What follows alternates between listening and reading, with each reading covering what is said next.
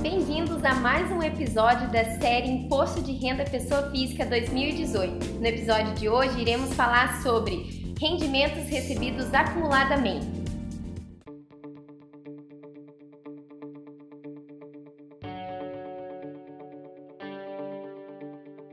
No episódio de hoje iremos contar com a presença do Dr. Guilherme e com a nossa assistente Priscila.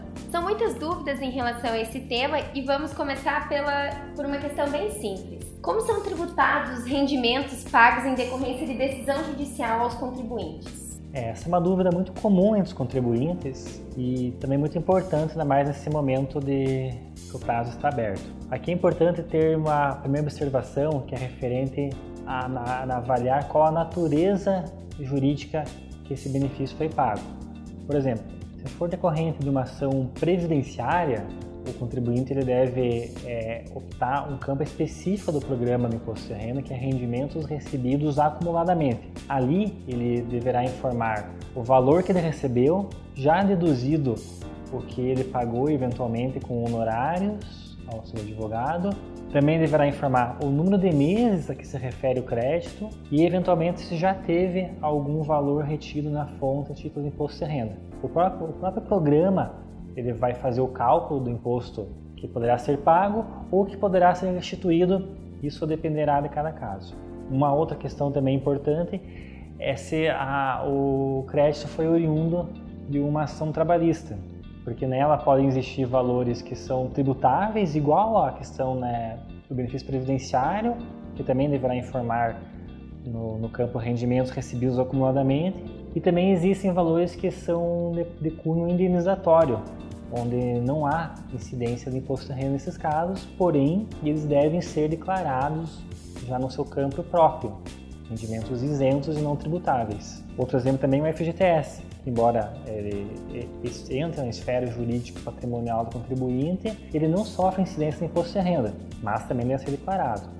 Um parênteses aqui só, quem ano passado recebeu o FGTS proveniente dos benefícios que o governo deu para incentivar a economia, esses valores eles também devem ser declarados, embora também não haverá incidência de imposto de renda. Uma outra dúvida também que os contribuintes sempre têm é referente aos valores recebidos a título de imposto de renda mesmo, decorrente de uma ação judicial. Esses valores eles também não serão tributáveis, mas também deverão ser declarados como parcela isenta e não tributável. Em relação a esse recebimento acumulado proveniente de processos judiciais, como que o contribuinte deve fazer com relação aos honorários advocatícios que ele despendeu no curso dessa ação? Os honorários e também as custas que foram oriundos com o processo, eles são abatidos do imposto de renda. Por isso eles devem ser declarados num campo próprio, que é em pagamentos.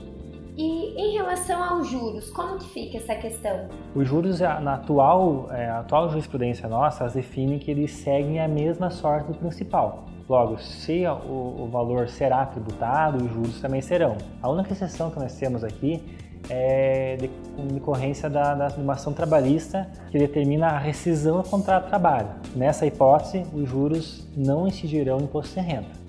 A gente sabe que há uma diferença no tratamento daqueles que possuem doença grave, Algumas moléstias são isentas de tributação. Como que isso funciona na prática, Priscila?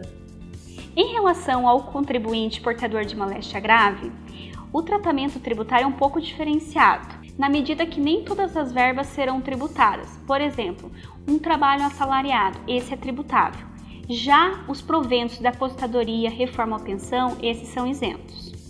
Ainda em relação aos contribuintes portadores de moléstia grave, Dr. Guilherme, como que ocorre a declaração deles em relação ao recebimento de valores provenientes de decisões judiciais? Esses valores eles também são isentos.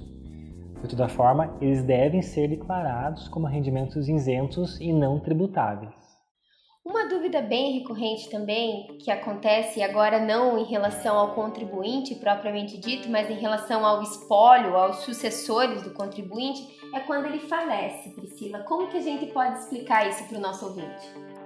Essas diferenças salariais são tributadas diretamente no espólio, de acordo com a tributação dos seus rendimentos. Sejam tributáveis na fonte e na declaração anual de rendimentos e exclusivamente na fonte em isentos e não tributáveis. Sendo recebidas após o encerramento do inventário, serão tributadas diretamente na declaração física dos herdeiros e legatários, conforme o regime de tributação dos mesmos. É importante ressaltar que os herdeiros e os legatários eles não se beneficiam das isenções de aposentadoria do decursos, visto que a isenção é um benefício personalíssimo e isso também vale para a questão de moléstia grave. Gostaram das perguntas? Foi esclarecedor para vocês?